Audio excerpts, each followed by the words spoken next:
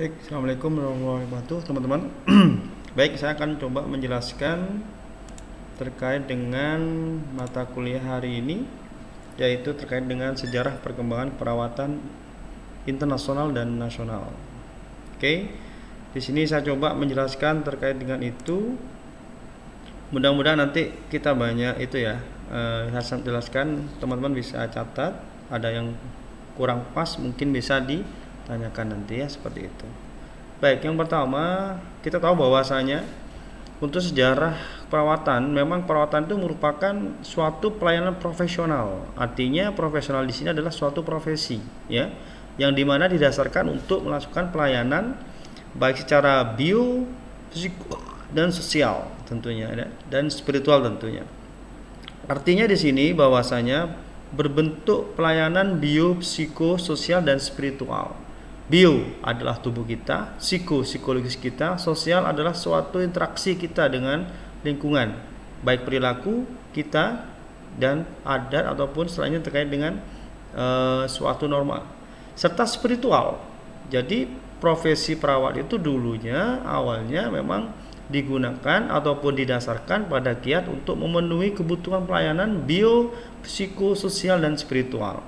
Tentunya baik kepada individu yang sakit dan juga pada yang sehat ya, seperti itu. Berikutnya, nah ini salah satu perkembangan internasional ya di dunia. Yang pertama pada zaman purba. Yang kedua berikutnya ada zaman keagamaan. Nanti saya jelaskan setelah ini. Ada permulaan Masehi, permulaan abad ke-16 sebelum Perang Dunia Kedua hingga selama Perang Dunia, pasca Perang Dunia, dan tahun 1950. Nah ini sudah mengarah ke proses perawat yang istilahnya lebih ke modern ya, seperti itu. Baik, sepanjang yang pertama zaman purbakala, primitive culture. Jadi ada yang namanya animisme ya. Animisme, kepercayaan pada gaib. Jadi dulu itu istilahnya perawatannya itu memang semua penyakit juga dikaitkan dengan gaib. Ya, ada yang roh halus ya, dan seterusnya. Itu mempengaruhi ke kehidupan manusia. Sakit kalau dulu karena contoh ada batu besar, gunung meletus, ada pohon besar. Nah, itu salah satu konteks bahwasanya perawatan zaman dulu itu tetap ada, mungkin sampai sekarang ya, seperti itu teman-teman. Setelah itu perang perawat belum berkembang saat itu. Memang belum berkembang ya. Fenomenanya terlihat pada sejarah Mesir dan Cina. Baik, kita cek. Kuil menjadi pusat perawatan medis. Kalau zaman dulu kuil itu menjadi center of the medical ataupun nursing, perawatan yang disebabkan oleh dosa ya, kutukan. Jadi dosa dan kutukan ini sekarang kala menjadi semacam suatu dampak ataupun suatu penyebab lah, akibat ya dari suatu penyakit itu sendiri, yang terkenal dengan bahasa tabib ya pada saat seperti itu di zaman keagamaan itu. Jadi perawat dianggap sebagai budak dan mendapat penghargaan yang rendah. Jadi perawat itu ibaratnya ya sementing Anda itu bekerja, yang budak seperti itu ya, dan penghargaan yang rendah. Jadi ya udah biasa aja, tidak ada proses pride ataupun reinforcement atau reward atau penghargaan dan sebagainya yang layak saat itu. Pekerjaan didasarkan perintah, saya ulangi, didasarkan pada perintah dari pimpinan agama yang berperan sebagai tabib. Jadi pimpinan agama itu mempunyai power yang kuat sehingga menganggap perawat di saat itu sebagai pesuruh dia ya, bahasa seperti itu. Nah, permulaan Masehi. Nah, permulaan Masehi agama Islam sudah mulai berkembang. Keperawatan mengalami kemajuan seiring dengan pesatan atau perkembangan agama Kristen itu sendiri ya saat itu ya. Kemajuan keperawatan terlihat di Roma ya, dengan fasilitas keperawatan. Jadi memang di Roma ini, di rumah monastik hospital ini perawatan sudah mulai muncul ya pada saat permulaan Masehi itu. Kemudian berkembang di benua Asia ya, abad ke-6 ya, seperti itu. Timur Tengah tentunya di situ. Pertengahan abad ke-6 ya, Masehi itu perkembangan di Timur Tengah nih ya, seiring dengan keberhasilan Nabi Muhammad SAW untuk yang Islam menyebarkan agama Islam. Artinya berbarengan ya. Jadi Rufaidah Al-Islamiyah ini adalah perawat muslim wanita pertama di dunia yang mendirikan rumah sakit istilahnya saya bilang sangat rumah sakit lapangan ya, pertama di depan Masjid Nabawi. Artinya alhamdulillah ya. Jadi saat itu Madinah menjadi center sudah untuk proses perawatan sebenarnya. Pada zaman ini Jazirah Arab berkembang pesat sehingga ilmu kimia, higien dan obat-obatan juga berkembang. Keperawatan berkembang, prinsip dasar perawatannya. Jadi personalnya seperti higien, personal higien ya, keperawatan kebersihan makanan, air dan lingkungan ya seperti itu. Sehingga keperawatan sudah tidak hanya fokus pada pasien saja, tapi juga dia sudah ke kebersihan makanan, air dan lingkungan sekitar ya. Tokoh yang memang faidah ini ya. Berikutnya adalah permulaan abad ke-17 ya. Itu orientasi masyarakat berubah, yang keagamaan menjadi kekuasaan. Awalnya memang fokus pada keagamaan ya, ada spirituality di situ, sehingga sekarang fokus ke kekuasaan, empowerment ya. Jadi kayak empowerment sangat kuat, siapa yang kuat dia akan mengeksplorasi kekayaan alam maupun pengetahuan ya. Di situ sedikit cerita tentang gereja dan tempat ibadah ditutup sehingga berpengaruh terhadap perkembangan keperawatan. Jadi kekuasaan lebih kuat daripada keagamaan, sehingga keagamaan di sini sebagai, mohon maaf, istilahnya ya ibaratnya sebagai masalah dalam konteks itu, sehingga harus ditutup ya. Untuk memenuhi kebutuhan perawat, wanita yang pernah melakukan kejahatan dan telah bertobat diterima sebagai perawat. Jadi identik dengan kejahatan saat itu ya, tapi yang telah tobat. Reputasi perawatan menurun, perawat menerima gaji rendah dan jam kerja lama dan kondisi buruk. Itu kondisi di mana perawat sangat, mohon izin, sangat sedikit sekali diberikan penghargaan, pride ya seperti itu. Dampak positif pada masa ini dengan adanya perang salib untuk menolong korban perang dibutuhkanlah, sehingga logikanya pada saat terjadi perang itu istilahnya dibutuhkanlah seorang perawat. Kenapa? Pastinya pada saat perang terjadi berbagai macam luka, korban dan seterusnya seperti itu ya. Pengaruh perang salib salah satunya apa? Udah mulai dikenal dengan P3K ya. Jadi pertama-tama pada kecelakaan, perawat mulai dibutuhkan dalam ketentaraan. Jadi seolah-olah tentara itu harus berdampingan atau wajib berdampingan dengan medical ataupun tim kesehatan ya, health worker katakanlah seperti itu, sehingga timbul peluang kerja bagi perawat di bidang sosial. Artinya perawat itu sebenarnya berangkat dari atas huru-hara ataupun perang ya seperti itu. Ada 3 rumah sakit yang berperan besar dalam masa-masa itu. Yang pertama adalah Hotel Dio di Lyon. Itu yang banyak sekali perawat terdiri melalui pendidikan rumah sakit ini ya. Contohnya WTS itu wanita tunasusila. Jadi mohon maaf ya. Jadi wanita yang istilahnya mungkin di situ awalnya kurang dipandang baik sama orang, sehingga dia dirawat, dididik jadi perawat di rumah sakit ini ya, diberdayakan. Yang kedua Hotel Dio di Paris, itu perawat dilakukan oleh orde agamanya. Jadi agama punya peran tinggi di sini teman-teman ya, sehingga pada saat itu orde agama dihapus dan pekerjaan perawat dilakukan oleh orang-orang bebas. Artinya tidak hanya orang-orang yang punya background agama seperti itu ya, yang kaitan dengan, jadi bebas apa aja perawat ini kayak gitu backgroundnya.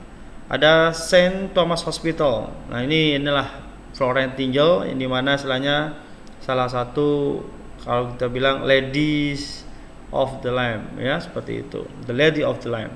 Inilah beliau. Jadi istilahnya salah satu pelopor perawat modern di rumah sakit itu di Saint Thomas Hospital itu 1820.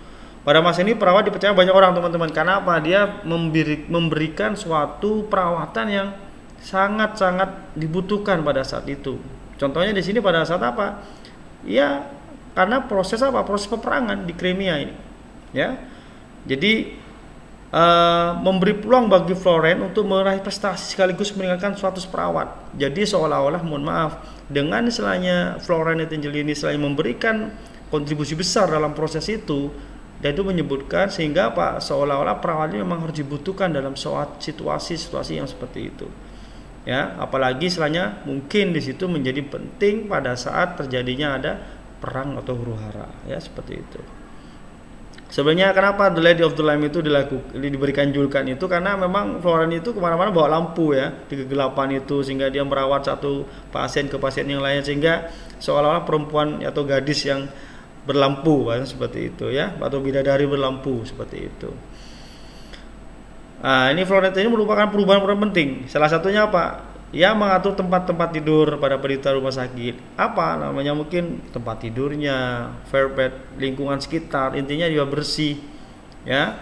Menyusun tempat para penderita yang berkelimpahan di rumah sakit. Jadi dia sudah memanage atau memanajer siapa saja, di mapping ya. Para pasien-pasien yang mungkin satu jenis gitu mungkin bisa di mapping seperti itu. Dan dia mengusahakan agar penderita yang berada di luar paling tidak bernaung di bawah pohon dan mendapatkan pendirian tenda. Intinya bernaung atau kita disebut dengan adaptasi lingkungan. Jadi dia harus aman dulu, safety seperti itu. Sehingga penjagaan dilakukan dengan secara teliti. Salah satunya adalah perban diganti secara berkala. Artinya apa? Itu menjadi penting agar bakteri, agar pod entry tidak terjadi seperti itu. Obat diberikan pada waktunya. Jadi bukan hanya kapan diberikan obat terserah, bebas tanpa waktu. Jadi terlalu terstandarisasi dan terjadwal dengan baik. Lantai rumah sakit dipel setiap hari. Kenapa? Itu salah satu penyebaran bakteri. Sehingga itu menjadi penting kita harus lakukan proses pembersihan ataupun cleaning lah, buat seperti itu ya. Meja kursi dibersihkan karena tempat-tempat tadi saya bilang bisa dari ada darah, mungkin makanan yang akan menyebarkan atau sebagai agen untuk penyebaran infeksi seperti itu. Baju-baju kotor dicuci dengan mendengarkan tanda bantuan dari penduduk setempat. Dia pintarnya memberdayakan dari penduduk setempat. Tubuh, daging, dan tulang belulang manusia pun selesai dibersihkan, mereka dibuang jauh atau ditanam.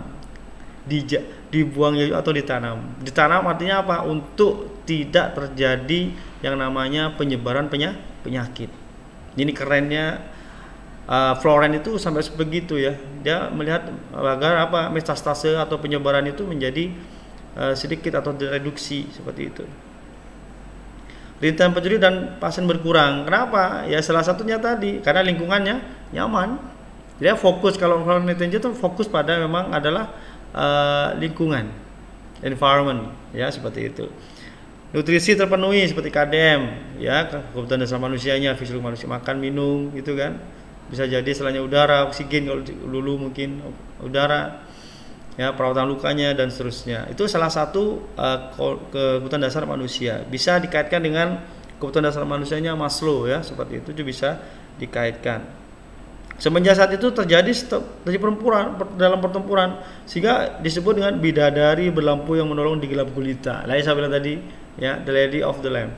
Banyak nyawa yang tertolong seharusnya sudah meninggal karena diperawat, alhamdulillah bisa sembuh, bisa tertangani, sehingga dia masih bisa untuk melanjutkan proses tugasnya seperti itu. Sebelum Perang Dunia, ini dasar pelayanan kekuatan dititikberatkan pada pengaduan sebagai ungkapan cinta bersama, loving together. Artinya, jadi istilahnya perawatan itu dikarenakan cinta atas sesama, seperti itu ya. Jadi bukan cinta nafsu, bukan, tetapi sesama. Orangnya orang sakit ya, kegiatan pelayanan tujuan untuk menolong orang sakit agar sembuh dan agar promote lebih sehat lagi, seperti itu ya. Tenaga perawat sedikit tanpa pendidikan formal itu terjadi ya saat Perang Dunia Kedua itu. Ruang lingkup pelayanan perawatan bersifat kuratif, hanya mengurus KDM yang sakit saja ya, seperti itu. Masa Perang Kedua, wah ini tambah lagi nih ya.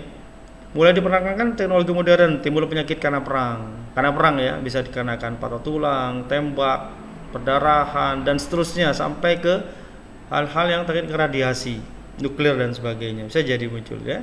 Tantangan baru bagi perawat memenuhi kebutuhan masyarakat terhadap pelayanan kesehatan. Setuju? Ya, perkembangannya dalam bidang perawatan pesat di Amerika ternyata, teman-teman. Kenapa kalau gitu?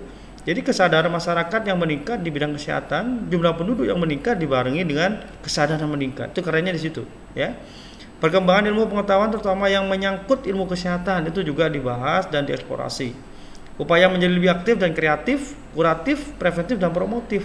Kreatif dalam hal proses terapi, ya, kuratif dalam pengobatan, preventif dalam pencegahan, dan promotif dalam promosi kesehatan agar meningkat kondisi derajat kesehatannya.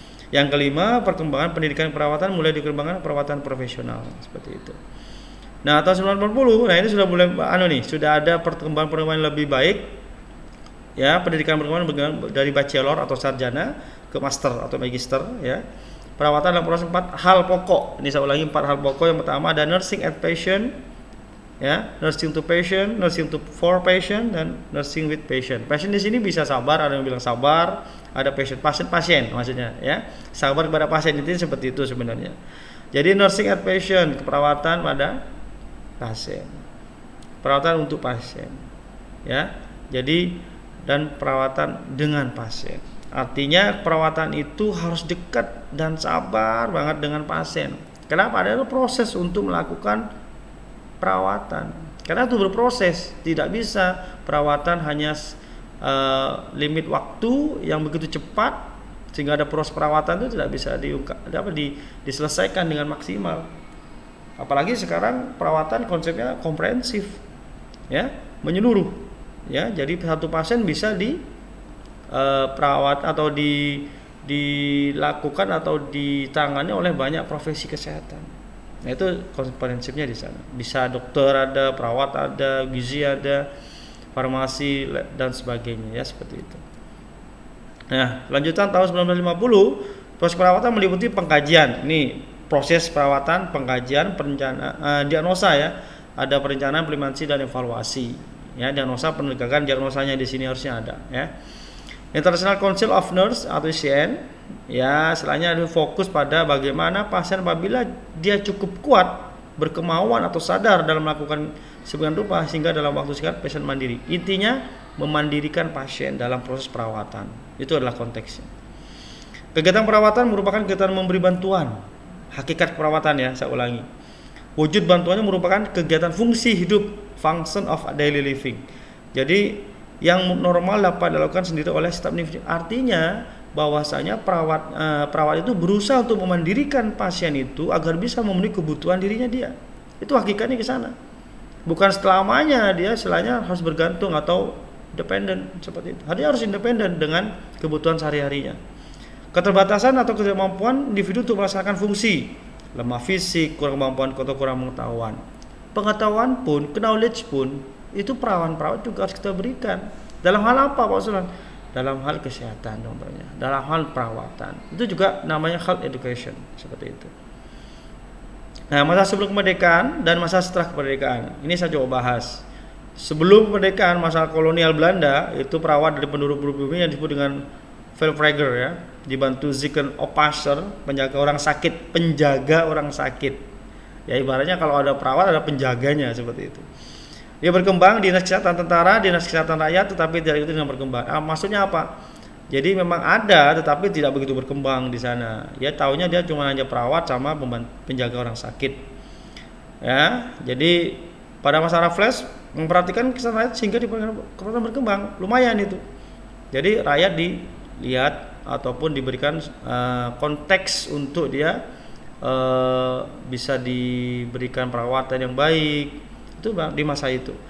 Namun pada saat sekutu kalah atau Belanda ya saat itu dan sekutunya Jepang, kewaratan mundur karena tenaga terdidik diganti tidak terdidik. Artinya Jepang memang memberikan suatu political sehingga apa, manajemennya amburadul. Dari situlah perawat setelahnya tidak bisa berkembang atau malah kemunduran ya seperti itu. Nah, pada 1945 dan 1962 perawatan tidak mengalami perkembangan, bentuk kegiatan implementasi pada ketentuan prosedur saja, SOP saja ya. Sekolah juru kesehatan SDK zaman dulu ya, mulai tahun 1965, Akper tahun 1962 di RSUP Cipto Mangunkusumo ya. Ini pertama kali Akper 1962. Periode tahun 1963 dan sampai 1982 perkembangan bidang perawatan mulai berkembang lagi ya. Di situ ada SDK dan Akper saat itu. Setelah itu ada periode tahun 83 sampai sekarang perawatan sebagai profesi. Artinya akhirnya perawat itu sama undang-undang, sama negara itu sudah diakui sebagai profesi. Berkembangnya pendidikan tinggi ke perawatan akhirnya. Perawatan adalah suatu seni dan ilmu pengetahuan, art and knowledge. Jadi istilahnya memang dalam perawatan banyak seni. Baik seni apa Pak? Seni dalam terapi, seni dalam proses komunikasi, seni dalam pemberian informasi, itu adalah seni dalam seorang perawat untuk memberikan suatu perawatan, ya, serta knowledge, ilmuwan yang tidak hanya fokus hanya pada pasien, tapi juga sekarang sudah fokus pada apa? Manajerial, lingkungan, malah sampai ke lintas sektoral, seperti itu teman-teman, ya.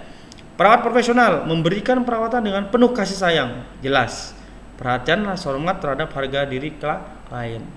Sebagai ilmu pengetahuan yang terus berkembang, berubah seiring penemuan baru dan inovasi. Ya, inilah saya bilang perawat itu sekarang harus berinovasi. Tidak betul kalau ada hanya perawat hanya bisa tahunya suntik Pak Suran, atau dia infus, perawatan luka. Tidak, dia bisa sampai ke apa? IT kok boleh. Dia bisa apa? Ke ekonomi boleh. Artinya apa? Perawat itu art dan ilmu pengetahuan. Jadi selainnya kita juga bisa memahami ilmu-ilmu yang lain, seperti itu, ya. Pelayanan diberikan sesuai dengan kriteria dalam standar praktik dan mengikuti kode etik ANA, ya, 2004. Praktik profesional, pengetahuan sosial, tingkah laku, ilmu biologi, fisiologi, teori keperawatan, menyatakan nilai sosial, kewenangan profesional, komitmen masyarakat, dan kode etik. Artinya ini komponen lah, ya, seperti itu teman-teman. Terus perawatan itu perlindungan, jadi ada safety, jangan lupa, promosi, optimalisasi kesehatan dan kemampuan pencegahan penyakit. Jadi ada preventif, ada kuratif tadi saya bilang, ada kreatif, ada kaitan dengan apa? Promotif, ya, seperti itu. Sehingga hal-hal itu yang menjadi penting dalam ANA 2003. Oke, sejarah perkembangan Indonesia setelah kemerdekaan. Contohnya, nah ini ya, Indonesia belum mempunyai konsep dasar keperawatan. Indonesia mendirikan pendidikan perawat, yaitu Sekolah Penata Rawat, SPR saat itu, ya, Sekolah Penata Rawat. Ini biar teman-teman paham bahwasanya sejarah perkembangan kita itu sangatlah tidak, tanda kutip, sangat panjang dan butuh beberapa effort atau usaha dari semua ataupun hal-hal yang berkaitan dengan kesehatan, ya. Tentunya perawat ini di sini. 1955 berdirinya beberapa organisasi termasuk Persatuan Juru Rawat. Kalau dulu namanya Juru Rawat, ya, bukan juru masa, ya, Juru Rawat, dan Bidan Indonesia, PDBI, ya, seperti itu. Jadi Serikat Buruh Kesehatan, Persatuan Juru Kesehatan Indonesia, PDKI, ya, Persatuan Pegawai dalam Kesehatan. Banyak, ya. Setelah tahun 1962 berdirinya Akademi Keperawatan, AKPER. Ya, ini salah satu pencetus saat itu. Tahun 1955 sampai 1974 organisasi perawatan mengalami perubahan, yaitu Ikatan Perawat Indonesia, Ikatan Bidan Indonesia, IBI, ya, Ikatan Guru Perawat Indonesia, dan sebagainya. Ini salah satu adalah Majelis Permusyawaratan Perawatan Indonesia sementara, MAPIS saat itu, dan Federasi Tenaga Perawatan. Itu adalah organisasi yang muncul saat itu.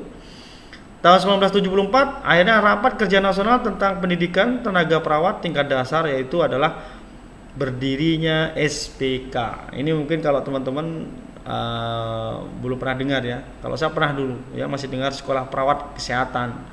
Itu SPK. Jadi dari SD dia ke SMP, tidak ke SMP Sekolah Menengah Pertama, tapi dia langsung ke SPK yang mengganti Sekolah Penata Rawat. SPR tadi diganti, ya. Tahun 1974 berdirinya lah PPNI yang sampai sekarang kita kenal, ya. Tahun 1876 Pendidikan Keperawatan Indonesia yang semula menyatu dengan pelayanan rumah sakit telah mulai memisahkan diri terpisah dari rumah sakit. Nah, ini pendidikannya sudah mulai, intinya antara rumah sakit dan pendidikan sudah mulai berubah, padahal dulu satu, ya, seperti itu. Pada Januari 1983 dilaksanakan Lokakarya Nasional Keperawatan yang menghasilkan peranan independen dan interdependen, saling ketergantungan yang lebih terintegrasi dalam pelayanan kesehatan. Artinya peranan independen dan interdependensi. Jadi perawat itu tidak hanya dengan perawat atau tenaga kesehatan saja, profesi kesehatan, tapi juga bisa lintas sektoral, ya. Program gelarnya pun sekarang sudah naik, teman-teman. Ada ahli MK, ahli media perawatan, eskep, sarjana keperawatan, nurse, medis keperawatan, magister terapan keperawatan, spesialis keperawatan, dokter keperawatan, prof keperawatan, dan seterusnya. Ini salah satunya, ya. Pengakuan terhadap perawatan sebagai suatu profesi yang mempunyai identitas profesi, berotonomi, berkeahlian, hak, dan mengevaluasi praktek perawatan dan pendidikan perawatan. Itu penting ya, di situ. Sehingga itu pengakuan perawat itu sudah mulai sangat terlihat sekali ya, apalagi andilnya sudah besar dalam hal ini. Oke. Nah, ini salah satunya 1985 berdirilah pendidikan perawatan tinggi S1 keperawatan dan pendidikan profesi nurse. Sekarang dipisah ya. Jadi S1 keperawatan sendiri dan pendidikan nurse sendiri. Yang pertama yaitu adalah Fakultas Keperawatan Universitas Indonesia. Menjadi motor terbaik kebangkitan profesi keperawatan di Indonesia yang disusul oleh PSIK di Undip, UGM, ya, Gajah Mada, Universitas Diponegoro, Universitas Hasanuddin Makassar, dan UNAIR, Universitas Airlangga. Tahun 1990-an itu berdiri pendidikan keperawatan pasca sarjana S2, udah mulai muncul nih 99, ingat ya. Jadi program spesialis keperawatan. Dan tahun 2000 sekarang keluarlah lisensi praktek perawatan berupa peraturan Menteri Kesehatan serta didirikan pendidikan doktoral S3 ke keperawatan. Di UNER pun sudah ada ya sekarang.